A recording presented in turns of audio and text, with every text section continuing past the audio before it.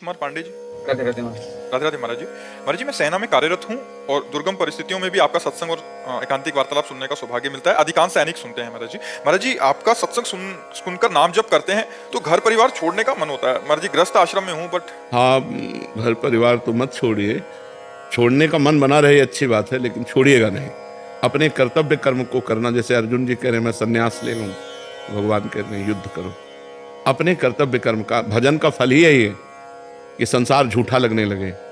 उमा कहूँ मैं अनुभव अपना, सत हरि भजन जगत सब सपना।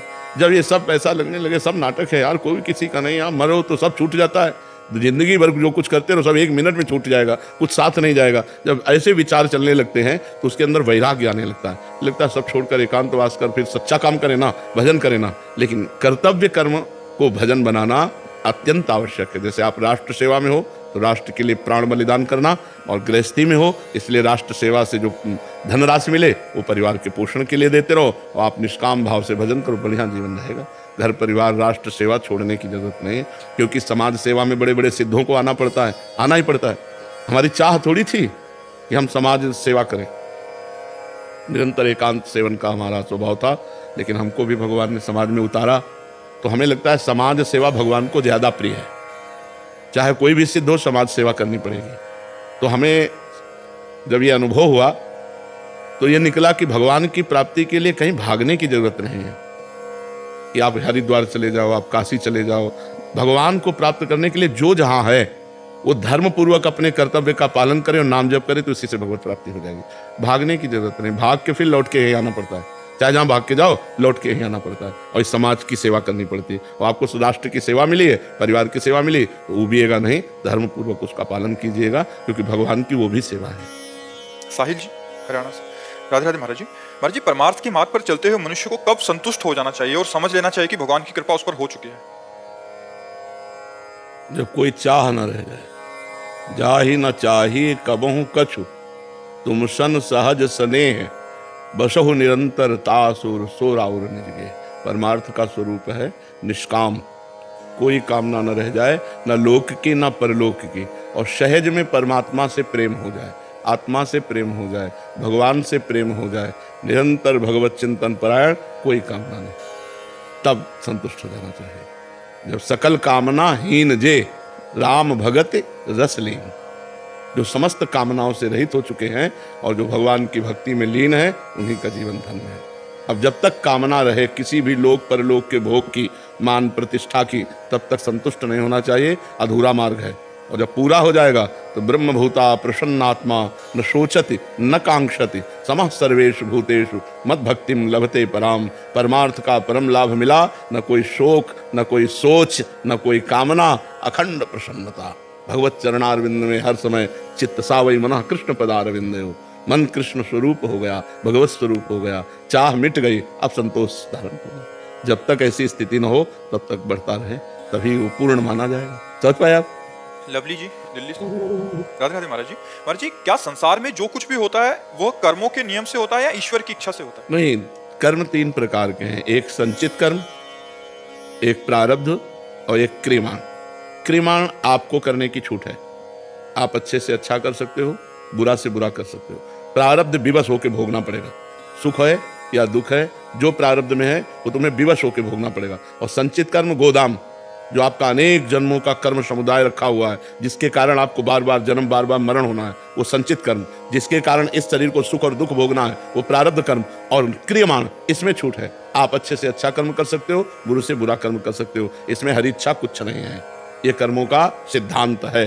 अब भगवान की हम शरण में चले गए, भगवान ने हमारे संचित कर्म भस्म कर दिए, प्रारब्ध भोगने की सामर्थ्य दे दी, और नवीन कर्म हमारे भागवतिक हो रहे, अब हम मुक्त हो जाएंगे। अब हम भगवान की इच्छा से जुड़ गए, अब हमारी इच्छा भगवान की इच्छा में समर्पित हो गई। अब जो ही प्यारो करे सोई मोहि भावे, आनंद में जीवन उसका परमार्थ में हो जाएगा। लेकिन जब तक भगवान की शरण में नहीं, तब तक तीन कर्मों से बंधा हुआ जीव बार बार जन्म मरण, दुख सुख, लाभ हानि, जय विजय, इसी में परास्त होता रहता है, इसी में बार बार वो दुख भोगता रहता है। इसलिए मानव जीवन मिला है साधन धाम, मोक्ष कर द्वारा, साधना करके मोक्ष प्राप्त करने के लिए। पलक जी। राधे राधे महाराज जी। महाराज जी, क्या भगवत साक्षात्कार के बाद भगवान के सभी अवतारों का दर्शन हो सकता है? जैसे आकांक्षा करो, आकांक्षा करो तो हो सकता है, लेकिन एक बार भगवत दर्शन होने के बाद कोई आकांक्षा नहीं रह जाती।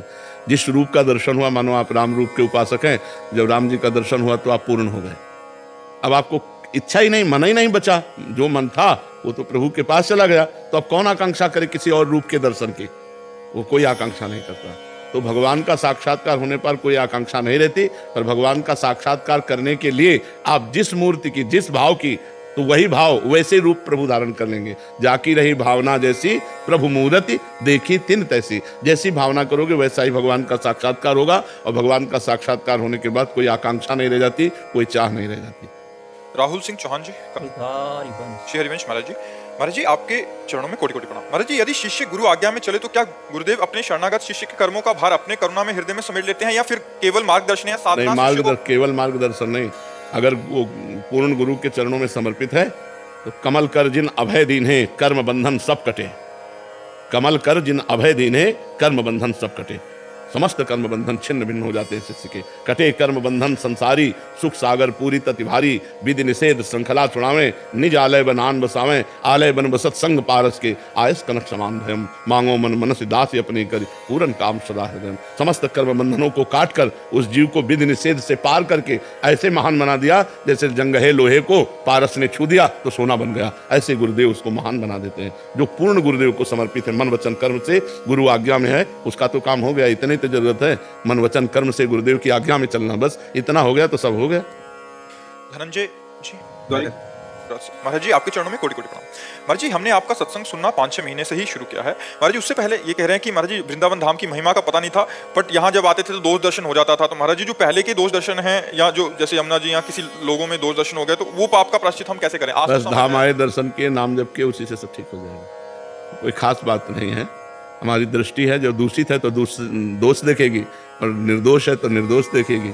राम में है तो राम देखेगी, श्याम में है तो श्याम देखेगी, काम में है तो काम देखेगी। सृष्टि कैसी? हमारी दृष्टि जैसी वैसी सृष्टि है ना। नाम जप करो, धाम दर्शन करो, संतवाणी सुनो, उसको अपने जीवन में उतारो, सब पाप नष्ट हो जाएंगे। दिवांशी जी पंजाब से, राधे राधे। महाराज जी श्री जी में दृढ़ भरोसा कैसे हो?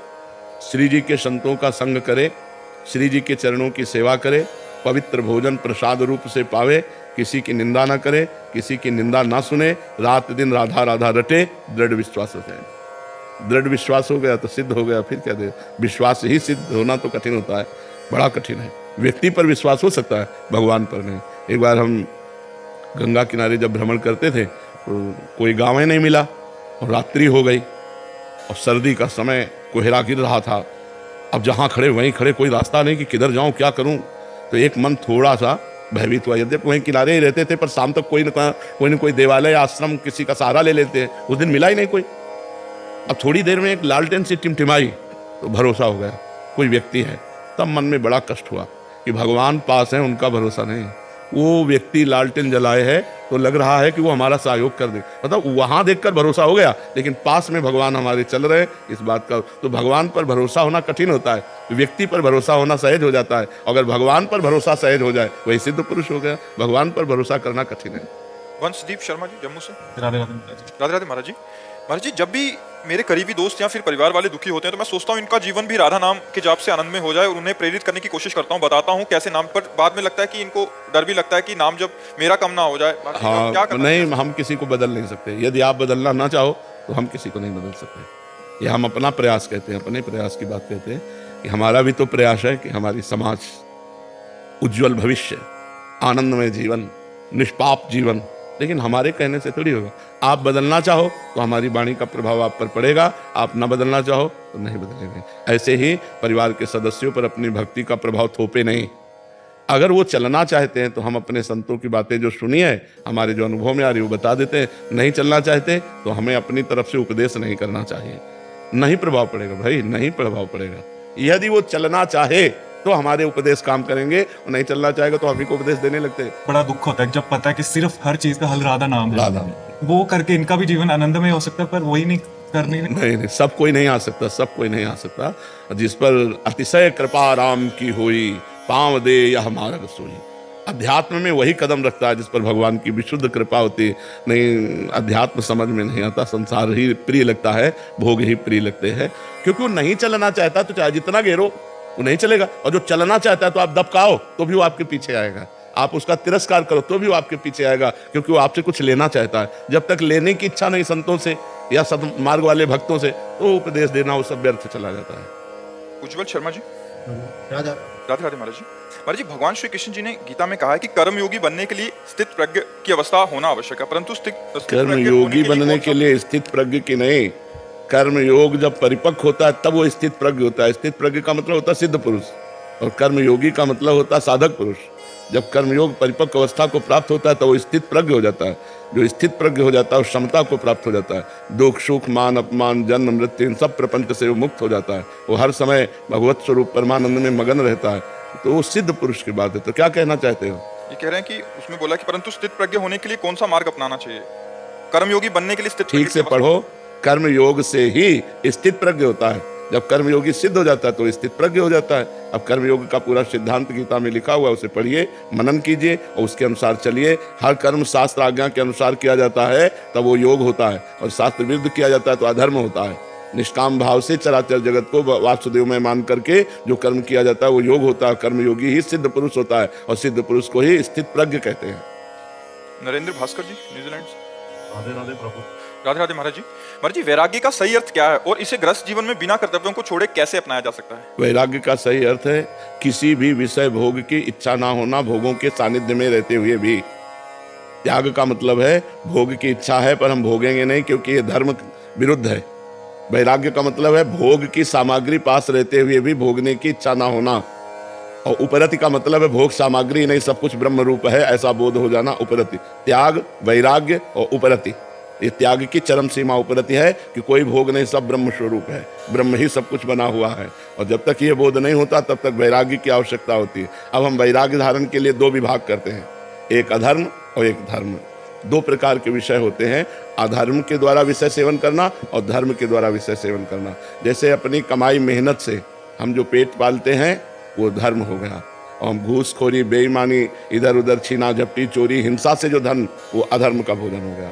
हम अपनी पत्नी से संग करते हैं, ये धर्मयुक्त विषय भोग हो गया। हम दूसरी माता बहनों के से, तो वो अधर्मयुक्त पाप हो गया। पहले हम दो विभाग करें, धर्मयुक्त विषयों का सेवन करें, अधर्मयुक्त विषयों का त्याग करें, फिर भगवान के भजन के प्रभाव से धर्मयुक्त विषयों में भी रुचि नहीं रह जाती, भोगने की इच्छा नहीं रह जाती। उसे कहते हैं वैराग्य। जो गृहस्थ में रहते हुए वैराग्यवान है, वो विषय भोगों में रहते हुए भी विषयों का सेवन ना करते हुए निरंतर परमात्मा चिंतन में है, उन्हीं को भगवत प्राप्ति होती है। जनार्दन जी, महाराष्ट्र से।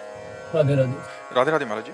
महाराज जी, आपने एक तुकाराम जी महाराज जी का एक अभंग लिखा है, उसका शब्दार्थ यह है कि इसमें पहले भक्ति के इस मार्ग पर सभी साधु संत गए हुए हैं। ऐसे श्री तुकाराम जी कहते हैं कि हमसे पहले जो संत इस रास्ते पर गए, उन्होंने इस रास्ते के सभी कांटे हटाकर भक्ति मार्ग का रास्ता साफ सुथरा कर दिया। इसलिए आज आप प्रपंच के झमेले में ना फंसकर भक्ति मार्ग को पकड़कर हमारे पीछे पीछे आइए, ऐसा संत तुकाराम जी कहते हैं। महाराज जी, लेकिन हम ये सब सुनते हुए भी लेकिन इस रास्ते पे क्यों नहीं चल पा रहे महाराज जी? भोगेश्वर प्रसक्ता नाम तयापहृत चेतसाम व्यवसायत्मिका बुद्धि समाधो न विधीयते। भगवान श्री कृष्ण चंद्र जी गीता में कह रहे हैं, जिनका मन भोग और ऐश्वर्य पद प्रतिष्ठा में फंस गया है, उसका मन भगवान में नहीं लगता, उसको भगवत प्राप्ति की इच्छा ही नहीं होती, वो भगवान से प्रेम करने की इच्छा ही नहीं करता। क्योंकि भोग मिल रहे हैं, ऐश्वर्य है, मान प्रतिष्ठा है, भाग्यशाली है जिनको संसार में कोई प्यार नहीं करता, जिनको संसार में ठोकर मिली, जिनको संसार अच्छा ना लगा और वो भगवान से प्रेम करने लगे, अहो भाग्य उनके। नहीं तो संसार के भोग इतने रमणीय हैं कि हमारा मन भगवान की तरफ जाता ही नहीं, इन्हीं भोगों में फंस जाता है। यदि हमें भोगों से राग रहित होना है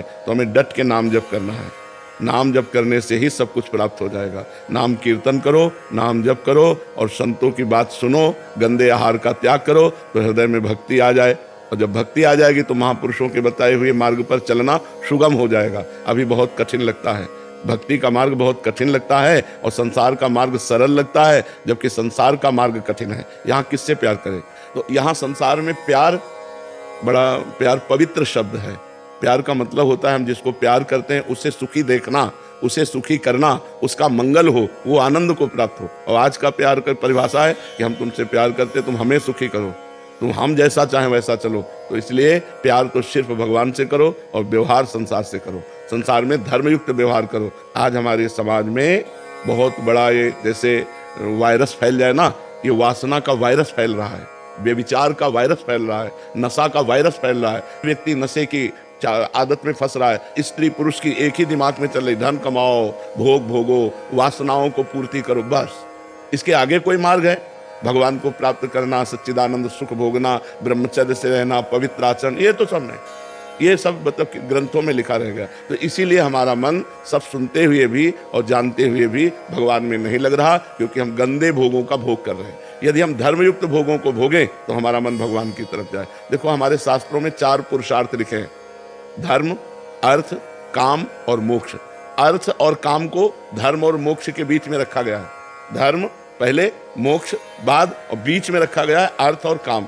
धर्म के द्वारा अर्थ कमाओ और अर्थ धर्म के द्वारा जो आता है उससे कामनाओं की पूर्ति करो, तो आपको मोक्ष जाने का रास्ता मिल जाएगा।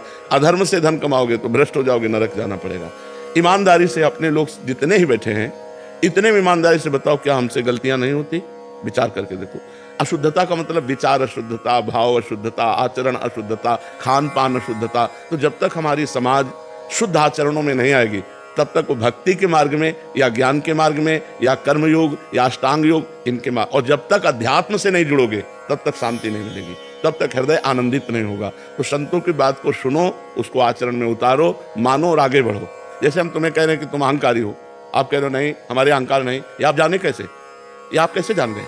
हाँ, अहंकार के बिना कैसे जान गए आप? ये तो आपका अहंकार बोल रहा कि मैं अहंकारी नहीं हूं। तो आप संतों की बात को समझना खिलवाड़ थोड़ी है, उनकी बात को समझो कि ये मानव देह साधना करके परमानंद स्वरूप भगवान की प्राप्ति के लिए हम इस मार्ग को छोड़ करके गंदे आचरणों में, गंदे व्यसनों में, गंदे प्रपंचों में फंस रहे हैं। तो इससे निकालेगा कौन? संतवाणी ही तो निकालती है। मान लो हजारों भाई ऐसे हैं जो हमसे मिले बाद में और सुधर गए पहले।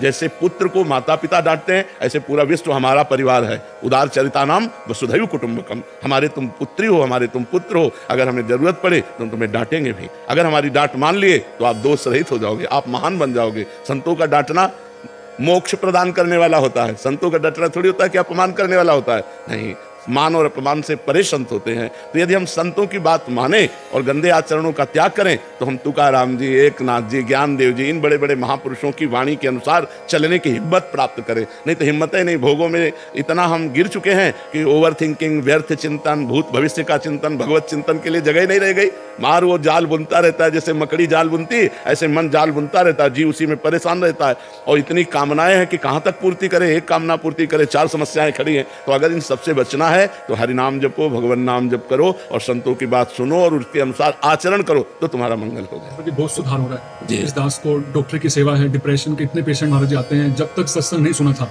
काउंसलिंग करते थे महाराज जी, और सिर्फ 1 घंटा, उसके बाद फिर वही ओवर थिंकिंग। अब सत्संग सुनने लगे महाराज जी, आपका एकांतिक वार्तालाप, सत्संग सब सुनने लगे पेशेंट, और आके बोलते हैं कि डॉक्टर साहब ने क्या बता दिया ऐसा, अब तो बिल्कुल ही हम चिंता मुक्त होते जा रहे हैं। हाँ बिल्कुल, अगर तुम गलतियों को नहीं सुधारोगे तो हमारा समाज गिरता चला जा रहा है। आप देखो छोटे छोटे बच्चे अस्थमाइथुन का शिकार हो रहे हैं, छोटे छोटे बच्चे गंदी फिल्म देखते हैं, वो गंदी आदतों में जा रहे हैं, नशे में जा रहे हैं। अब इसको कौन समझाएगा? माता पिता को अपने में फुर्सत नहीं है, बच्चे बहते हुए चले जा रहे हैं। तो नौजवान भाई हमारे राष्ट्र का भविष्य है। इन्हीं में कोई एमएलए बनेगा, इन्हीं में कोई पुलिस अधिकारी बनेगा, इन्हीं में कोई जज बनेगा, इन्हीं में कोई वकील बनेगा। अगर ये आचरण शुद्ध है तो हमारी समाज को सुख प्रदान करेंगे, और अगर ये पदाधिकारी बनकर आचरण अशुद्ध है तो यही खुद दुखी रहेंगे और दूसरों को दुख देंगे। तो इस बात को समाज समझे। अगर आप चरित्रवान बनो और अपने पति से प्रेम करो, आप चरित्रवान बनो अपनी पत्नी से प्रेम करो, तो एक बढ़िया गृहस्थ धर्म चले। अब ये सब क्या है कि साइड में इधर उधर गंदी बातें करके अपने पति को मार देना या अपनी पत्नी को प्रताड़ित करना, ये सब क्या है? आप आज धर्म विरुद्ध हो रहे हो, तभी तो आप खुद जेल भोगो और पति को मार दिया, दोनों को सुख नहीं। आप विचार करो, पूरा आजीवन अब आप किसी से नहीं मिल सकते, जेल में हो जाओ क्योंकि तुमने हत्या कर दी, तो दोनों चले गए ना, दोनों की हानि हो गई ना। अगर थोड़ी बुद्धि सुधार लेते कि चलो अब तक जो हुआ सो हुआ, अब हमारा पति है, अब हम गलत नहीं करेंगे, बढ़िया जीवन गृहस्थी से पार हो जाता। भाई भाई में प्रेम नहीं रहा। जहां लक्ष्मण जी को गोद में लेकर राम जी रो रहे हैं, जब वीर घातनी शक्ति लगी, वो भ्रातृ प्रेम कहां गया? हम लोग ऐसे देश में पैदा हुए हैं जहां राम प्रकट हुए, जहां कृष्ण प्रकट हुए, वो कहां गया भ्रातृ प्रेम? प्रातः काल उठ के रघुनाथा, मात पिता गुरु नावई माता, कहां गई वो सिद्धांत की बातें? जहां अपनी बहू का कपड़ा भी न छू जाए, ऐसे ससुर पवित्रता रखते खास के घर में गए कि सावधान बुजुर्ग जन आ रहे हैं, और ऐसे रहते थे कि छोटे भाई की पत्नी का वस्त्र भी ना शरीर में छू जाए, इसलिए दूरी बना के ऐसा। वहां आज क्या हो रहा है? आप देखो क्या हो रहा है। बड़ी भाभी को मां माना जाता था, देवर भाभी को भगा के ले जा रहा है। आप समझो, हम तो कहते हैं कि चलो अगर बचपन में कोई गलती हो गई तो जब ब्याह हो जाए तो बिल्कुल चुप हो जाओ, सुधर जाओ। इधर उधर चित्तवृत्ति मत दो, अपनी गृहस्थी को बर्बाद मत करो, नहीं तुम जेल भोगोगे, परिवार जो है वो नष्ट हो जाएगा। आज का जो समय चल रहा है इसमें प्रायः सब स्वतंत्रता चाहते हैं, हमारी बात को समझना। लेकिन स्वतंत्र या तो सिद्ध पुरुष और या पागल, दो ही हो सकते हैं। पागल के जो मन में आया सो बोल दिया, सो कर दिया, और या कोई सिद्ध पुरुष जो भगवान को प्राप्त हो गया है, वो जो बोलेगा जगत मंगल के लिए होगा। हम सबको शास्त्र आज्ञा में, कानून के अंतर्गत अपने बुजुर्गों के शासन में रहना चाहिए, जिससे हम शुद्ध होंगे। अगर हम बुजुर्गों का शासन नहीं मानेंगे, शास्त्र का निगम अनुशासन नहीं मानेंगे, संतों का अनुशासन नहीं मानेंगे, तो हम शुद्ध नहीं हो पाएंगे, हम भय से ही शुद्ध होंगे। भगवान देख रहे हैं, अगर हम जरा भी बुरा करेंगे तो हम बुरे मार्ग में चलते चलते अपना बुरा कर लेंगे। तो संतों का काम क्या है? बुरे मार्ग से हटाकर अच्छे मार्ग में लगाना। अब अगर हम बुराई तुम्हारे सामने रख रहे तो हम तुम्हें नीचा थोड़ी दिखा रहे, तुम्हें ऊंचे उठाने के लिए ले जा रहे। उस बात को समझना होगा। संतों की बात को एकांत में बैठ के समझो और अपने आचरणों में उतारे। जयंत कुमार शर्मा जी, राजस्थान, करौली। महाराज जी, आपके श्री चरणों में कोटि कोटि प्रणाम। महाराज जी, मेरा प्रश्न है कि मैं अनेकों प्रकार से प्रयास करता हूँ नित्य भक्ति सेवा जाप करने का, लेकिन मेरे प्रयास में मैं विफल होता हूँ। मैं नित्य दैनिक क्रियाओं में नियमित भगवत नाम का जप नहीं कर पा रहा हूँ, जबकि आत्मा से पूर्ण समर्पण भाव से करना चाहता हूँ, लेकिन हो नहीं पा रहा। महाराज जी, ऐसे में दो कारण, विषय प्रियता, अपवित्र भोजन, इसको ठीक कर लो। विषय भोगों के प्रति प्रियता और अपवित्र आहार, ये हमारे प्रयास को निष्फल करता रहता है। कोई नशा न करे, गंदा भोजन न करे और गंदा आचरण न करे, तो ईमानदारी से भजन स्वाभाविक होने लगेगा। भोजन का बहुत प्रभाव होता है, जैसा खाए अन्न वैसा बने मन। तो अगर हमारा पवित्र भोजन हो और पवित्र आचरण हो, जैसे आज आपने 11 माला जपा और कोई गलती कर दी, अब 8-10 दिन मन विषयों की तरफ ज़्यादा भागेगा, भजन में नहीं जाएगा। और अगर कल आप और ब्रेक मार कर भजन करें तो परसों के भजन के लिए और मन उत्साहित होगा। तो ये जो विषय प्रियता है, ये जो अपवित्र भोजन है या कोई व्यसन आदि है, ये भजन में बहुत बाधा डालता है। यदि हम इनका त्याग करें तो फिर भगवान के चरणों में हमारी प्रीति हो जाए। मैं आपके श्री चरणों में आग्रह करूं कि व्यसन से तो बचपन से दूर हूँ और लाभ कोशिशें करी हैं, और आहार में भी केवल चपाती और दाल चल रही है, फिर भी कई बार प्रयास करने के बाद ही विफल रह रहा हूं। वैसे हमें लगता है यदि हमारी सात्विक वृत्ति रहेगी, भोजन सत्वगुण रहेगा, तो हम अपनी इंद्रियों को काबू कर लेंगे। अगर रजोगुण हो गया तो इंद्रियों को काबू करना कठिन है। प्रयासरत रहिए, भगवान का कृपा प्रसाद रहे तो हम माया पर विजय प्राप्त कर लेंगे। देवर्षि नारद जी से प्रश्न हुआ, कस तरति मायाम, माया से कौन तर सकता है, कौन तर सकता है? तो उनका यो संगास त्यजति, यो महानुभावो सेवते, यो निर्ममो भवति, 3 बातें कही जो कुसंग का त्याग कर देता है। जैसे मोबाइल से भी कुसंग होता है, हम कोई गंदा दृश्य देखें, व्यक्ति से भी कुसंग होता है, और अंदर की वृत्ति से भी कुसंग होता है। अंदर गंदी वृत्ति आई और हमने उसका संग कर लिया तो हमको गिरा देगी। तो वृत्ति का कुसंग, व्यक्ति का कुसंग, दृष्टि का कुसंग, ये अगर हम त्याग दें, यो संगास त्यजति, कुसंग का त्याग कर दें, और यो महानुभावो सेवते, जो भगवत प्रेमी महापुरुष हैं, निरंतर भगवान में चित्त को जोड़े हुए हैं, उन्हें ही महानुभाव कहते हैं। जो काम क्रोध लोभ मोह मद मत्सर इन सर्विकारों पर विजय प्राप्त किए, भगवान के चिंतन में डूबे हुए हैं, ऐसे भगवत प्रेमी महात्मा की सेवा मिल जाए, उनकी आज्ञा का पालन, उनका सत्संग, उनकी सेवा, यो महानुभाव सेवते निर्ममो भवति, कहीं किसी से कोई ममता नहीं, तब भजन होता है। क्योंकि जहाँ जहाँ हमारा मन जा रहा है वहाँ वहाँ हमारा कनेक्शन है। बिना कनेक्शन के बिजली नहीं जाती, ऐसे बिना कनेक्शन के मन नहीं जाता। देखना, मन वहीं जाएगा जहाँ हमारा कनेक्शन है। कनेक्शन 2 प्रकार का होता है, एक रागात्मक, एक द्वेषात्मक। यदि राग पूर्वक चिंतन करेंगे तो बंधे, या द्वेष पूर्वक चिंतन करें तो बंधे। तो हम राग द्वेष का चिंतन छोड़कर सब में भगवत भावना करके अपनी वृत्ति को भगवदाकार कर सकते हैं। तो भोजन पवित्र, संग पवित्र, विचार पवित्र, तो परम पवित्र भगवान का चिंतन होता है। प्रयासरत रहो, हारना नहीं। सरस्वती जी, राधे राधे। महाराज जी, जितना मेरे माता पिता से गहरा संबंध है, ऐसा गहरा संबंध और अपनापन श्री जी के साथ क्यों नहीं हो पा रहा? महाराज जी, ये कैसे? क्योंकि हमारा मलिन अंतःकरण है। मलिन अंतःकरण में संसार का मोह रूपी संबंध होता है, और निर्मल अंतःकरण में निर्मोह होकर वो भगवान को प्राप्त होता है। निर्माण अमोहा जित संग दोषा। अमोहा, मोह रहित वही होता है जो भगवान का डट के भजन करता है। नहीं तो मोह मूल बहुसूल प्रद, सब मोह में फंसे हुए। पशु पक्षी भी, आप अपने माता पिता से प्यार करते हैं तो पशु पक्षी नहीं प्यार करते क्या? पशु पक्षी अपने बच्चों से प्यार करते हैं, अपने माता पिता से प्यार। सारा संसार मोह की जंजीर में बंधा हुआ यथावत कर्म कर रहा है जैसा माया चाहती है। यंत्रारूढ़ानि मम माया, अगर वो बच सकता है कोई तो मामे वे प्रपद्यन्ते माया में ताम तरंति, जो मेरी शरण में आ गया, भगवान श्री कृष्ण कहते उसे मैं माया से बचा लेता हूँ। माया में ताम तरंति, भगवान के शरणागत होकर भगवान का नाम जप करो। बहुत कम जीवन है, इस जीवन में परम लाभ ले लो, नहीं बस खाते पीते भोगते सोते जागते आयु क्षीण होती चली जा रही, मृत्यु नजदीक आ रही, और जहाँ मृत्यु आई तो सब चौपट कर देगी। तुम्हारा बैंक बैलेंस, तुम्हारा मकान दुकान रिश्ते नाते पद प्रतिष्ठा सब छुड़वा के फिर पता नहीं क्या योनि मिलेगी, सुअर बनेंगे कि कुत्ता बनेंगे कि नाली के कीड़ा बनेंगे, क्या क्या बनेंगे, पता नहीं क्या बनना पड़े। इसलिए होश में कोई पाप कर्म ना हो, जो पाप कर्म हो गए हैं उनका प्रायश्चित करो, भगवान नाम जप करो, अच्छे आचरण करो, तो मनुष्य जीवन सार्थक हो जाएगा। सूर्य प्रताप जी बताएंगे। राधे राधे महाराज जी। महाराज जी, अगर भगवत प्राप्ति ग्रस्त जीवन में रहकर भी की जा सकती है तो संन्यास जीवन धारण लोग क्यों करते हैं? उसका कोई अलग अनुभूति होती है? भाग्य, भाग्य, भाग में दुल्हन नहीं बधाए, भाग में गरम गरम रोटी नहीं बधाए है तो अब क्या करे, बाबा जी बल्ला पड़ेगा। भैया दो मार्ग भगवान ने बनाए, एक प्रवृत्ति मार्ग, एक निवृत्ति मार्ग। जो विषय प्रिय जन है वो गृहस्थ मार्ग से भगवान को, और जो निर्विषय सिंहवत है वो माया को रौंदते हुए वैराग्य मार्ग से भगवान में चलते हैं।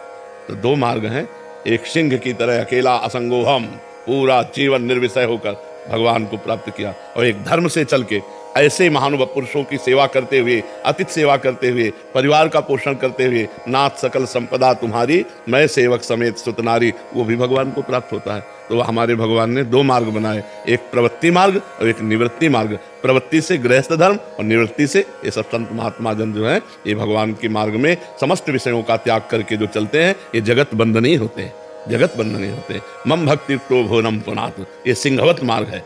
ये हर माया के आकर्षण को, हर माया के आक्रमण को सहता हुआ वो महात्मा भगवान के मार्ग में निर्विषय चलता है, इसलिए भगवान के पीछे पीछे डोलते हैं। अनुब्रजाम्य हम नित्यम पूरे यत्यंग रेणु भी, जो निरपेक्षम मुनिम शांतम निर्वैरम समदर्शनम अनुब्रजाम्य हम नित्यम। एकादशी स्कंद भागवत में कह रहे हैं कि जो निरपेक्ष है, किसी की अपेक्षा नहीं रखते, मुनि मननशील हैं, निरंतर मनन चिंतन भगवान का करते रहते हैं, समदर्शी हैं, सब में एक परम तत्व को देखते हैं, निर्वैर हैं, ऐसे महात्मा के पीछे पीछे मैं डोलता हूं कि उसकी चरण रज मेरे ऊपर पड़ जाए और मैं पवित्र हो जाऊं। परम पवित्र भगवान ऐसा कहते हैं।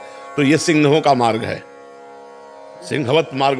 बाल्यावस्था से माता पिता परिवार सबका त्याग करके एकमात्र भगवान को अपना प्रीतम मानकर पूरी जिंदगी गुजार देना, ये सिंहों का मार्ग है।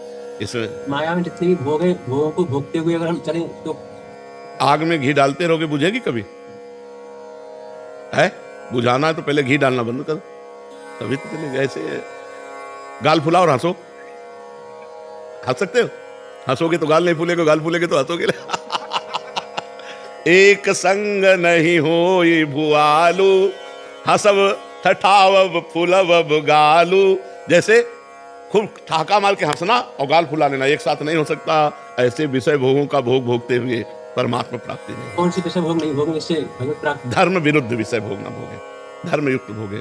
जैसे अभी ब्याह हुआ, हाँ हो गया तो बस अपनी पत्नी से अनुराग रखो, मेहनत की कमाई से अपना भरण पोषण करो, माता पिता गुरुजनों को भगवान का स्वरूप समझो, कोई नशा ना करो, कोई गंदे आचरण ना करो, नाम जप करो, चले जाओगे भगवान के मार्ग में, आगे बढ़ जाओगे। राधा राधा राधा राधा राधा।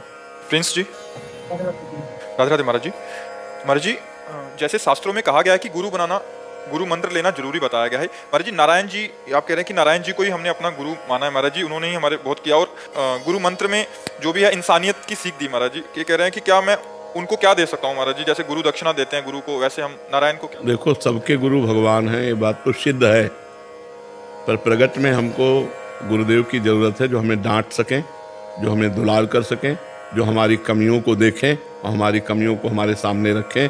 इसलिए हमें प्रगट में नारायण आके तुम्हें डांटेंगे नहीं, नारायण आके तुम्हें दुलार नहीं करेंगे, जो तुम्हारे मन में आवे सो करो। इसीलिए नारायण भगवान स्वयं गुरु रूप में प्रकट होते। बंदो गुरुपद कंज कृपा सिंधु नर रूप हरि, महामोह तम पुंज जासु बचन रवि कर निकर। बंदे कृष्णम जगत गुरु, वो तो सबके गुरु है ही हैं, लेकिन हमको प्रगट गुरु की आवश्यकता है। प्रगट किसी भगवत प्रेमी महात्मा को गुरु मानकर उनके चरणों की आराधना करके उनकी आज्ञा का पालन करें तो नारायण अपने आप मिल जाएंगे। और डायरेक्ट नारायण से तो देख लो भाई, हमारी तो पहुंच नहीं है। हमारी तो पहुंच गुरु चरणों तक है, गुरु चरणों तक है। उनकी आज्ञा में चलना, उनके द्वारा दिए हुए नाम मंत्र का जप करना और उनको अपना जीवन धन मानना, सर्वस्व मानना। हमें तो लगता है इसी के द्वारा भगवत प्राप्ति होती है। चाहे शिव विरंच सम होई, गुरु बिनु भवनिधि तरह न कोई। हमें डांट की जरूरत है। अब जैसे हमारे गुरुदेव भगवान हैं, जहाँ उनके सामने गए तो कोई गलती नहीं होनी चाहिए। कोई अब जहाँ दृष्टि उठा के डाले तो एक बार पूरा शरीर कांप जाता है, एक सरा हो रहा है, कहीं कोई इधर से उधर वृत्ति नहीं होनी चाहिए। एक गुरुदेव का भय होता है, एक मतलब चाहे जितना वो प्यार करें, चाहे जितना दुलार करें, पर एक भय रहता है गुरुदेव का सच्चे हृदय में। कपटी और छली कपटी हृदय की बात नहीं, अगर सच्चे हृदय वाले हो तो एक मतलब मर्यादा होती है, एक भय होता है कि यार कोई ऐसी गलती ना हो जाए कि हमारे गुरुदेव नजर फेर लें या गुरुदेव हमारे नाराज हो जाएं, हमारे गुरु प्रसन्न रहें, ऐसे हमसे आचरण। तो एक हमें प्रगट में डर चाहिए, नारायण का भय नहीं किसी को नारायण का भय नहीं है। तो नारायण के होते हुए सब हो रहा है ना, और गुरु के होते हुए नहीं होता। बहुत कठोर शासन गुरु का होता है, तब शिष्य माया पार होता है। बहुत कठोर शासन गुरु का। अब हम लोगों को बहुत अच्छी तरह से मांझ दिया गुरु ने। अहंकार का मिटिया मेट केवल गुरुदेव कर सकते हैं, दूसरा नहीं कर सकता। अच्छा, उनकी आज्ञा का उल्लंघन नहीं कर सकते, क्योंकि शास्त्र और सब शासन में लिए हुए कि गुरु अप्रसन्न हो गए तो मतलब क्या रह गया। अगर गुरु आज्ञा का पालन नहीं तो शिष्यता क्या, धज्जियां उड़ा दी, धज्जियां। और उन्हीं की कृपा, जितना यश है, जितना सम्मान है, ये उन्हीं की कृपा से ये जहर नहीं चढ़ रहा। अगर उनकी कृपा का पहले इंजेक्शन न लगा होता तो ये जहर चढ़ जाता। सम्मानम कल्याति घोर गर्णम नीचापमानम सुधा, श्री राधा मुरली धरो भज सखे वृंदावन माते। सम्मान जहर है, ये अपना जब नशा चढ़ता है ना तो अहंकार पुष्ट हो जाता है कि हमें 1000 लोग प्रणाम कर रहे हैं, हमें 1000 लोग मान रहे हैं, भगवान से विमुख हो जाता है। और जब गुरु कृपा होती है तो चाहे पूरा विश्व नमस्कार करे, उसका कोई असर नहीं होता, क्योंकि गुरु कृपा कवच होती है। तो हमें लगता है प्रगट गुरु की आवश्यकता है। कुछ ना होने पर कोई अपराध गलती नहीं है और सेवा में लगे। निकलो बाहर जी, निकलो बाहर, निकलो गेट के बाहर निकलो। अब आज्ञा हुई तो तुरंत गेट के बाहर निकले, तुरंत सिटी नहीं बंद, ताला लग गया। अब बाउंड्री से जाके महाराज जी कोई गलती हो तो क्षमा कर दो, हमें सेवा दे दो। मतलब अब इसका अहंकार कहाँ है, अब इसकी क्षमता कितनी है, अब ये कितना सहनशील है। ऐसे वो बाद में समझ में आता था, उस समय तो केवल जलन होती थी कि क्या गलती हो गई, क्यों गुरुजी ऐसा कह रहे। मतलब ऐसे नहीं कसा गुरुदेव ने, ऐसे चूंकि बच्चापन से बाबा जी रहे और सन्यासी रहे तो महाराज जी को लाना था एकदम निरहंकार दैन्य भाव में। प्रिया प्रीतम के प्रेम में तो दैन्य चाहिए, तो अहम ब्रह्मास्मि का कठोर हृदय और दासोहम में परिवर्तन करना सबसे कठिन बात होती है। ये तो केवल गुरुजी परिवर्तन कर पाए, ले तो ये परिवर्तन नहीं होला था, क्योंकि 20 वर्ष अहम ब्रह्मास्मि का चिंतन होना और फिर उसके बाद दासोहम में बिल्कुल मतलब खिलाफ बात है उसका। हाँ, तो ये गुरु कृपा ही केवलम, गुरु कृपा है, मारा की धज्जियां उड़ा दी, बिल्कुल बिल्कुल धज्जियां उड़ा दी। गुरु महिमा ही, गुरु कृपा ही केवलम, गुरु कृपा ही केवलम। महाराज जी उसके बाद आपको कृपा का अनुभव हुआ? अरे प्रतिपल उसी समय कृपा का अनुभव होता था कि मेरे गुरुदेव कितने कृपालु हैं। जिस रज को ब्रह्मा शिवादि याचना करते हैं कि सूर्य तेरे चरणन की रज पाऊं, उस रजन को उड़ उड़कर हमारे मस्तक पर लग रही है। हमें ब्रजवासियों की चरण धूलि में लौटने का सौभाग्य मिल रहा है। अगर ये कृपा न होती तो जिंदगी में न कर पाता है। जो सेवा करनी थी वो जिंदगी में न, और उसी सेवा ने हमारे हृदय को अहंकार रहित, हमारे हृदय को भगवत प्रेम के लायक वही सेवा बनाए। सेवा से ही बात बनती है, कृपा ही कृपा है, गुरुदेव की कृपा ही कृपा है। बिल्कुल। महाराज जी एक प्रसंग आप सुनाते हैं, जब आप रोटी मांगने तो महाराज जी ने बोला कि हाँ, यही अन्योर में था। अन्योर में महाराज जी ने कहा रोटी मांग के लाओ, तो शायद उन्हीं के संकल्प से हम उसी द्वार में पहुंचे। तो हम कहा राधे श्याम, 2-4 आवाज लगाई तो एक रोटी और प्याज की चटनी। तो प्याज में गंध होती है, तो जो ही ऐसे आया सोई गंध लगा। हम कहा अरे यार प्याज इसमें पड़ा, सोई देखा सूकर निकला घर से। गुरु जी के पास गए और कहा महाराज जी ये किसी चतुर्वर्ण का घर है। जो ही चतुर्वर्ण का सो चढ़ बैठे महाराज जी। महाराज जी ने कहा ब्रज में भगवान के प्रिय पार्षदों के सिवा कोई है? वह गलती हो गई। तो बोले इस रोटी को हैंडपैप से धो, आधी हमें लाओ और आधी तुम लो। गुरु कृपा। हम ये बिल्कुल पक्की बात कहते हैं कि अगर जगत में कोई माया पर विजय प्राप्त कर सकता है या कोई महान बनेगा, उसके मूल में उसके गुरु की कृपा होगी, अन्यथा नहीं। अगर रामकृष्ण परमहंस की कृपा न होती तो विवेकानंद जी विवेकानंद नहीं होते। नहीं, हाँ, अगर गुरु की कृपा न हो तो प्रेमानंद प्रेमानंद नहीं हो सकते। प्रेमानंद तभी मिलता है जब गुरु कृपा होती है, गुरु कृपा से ही होती है।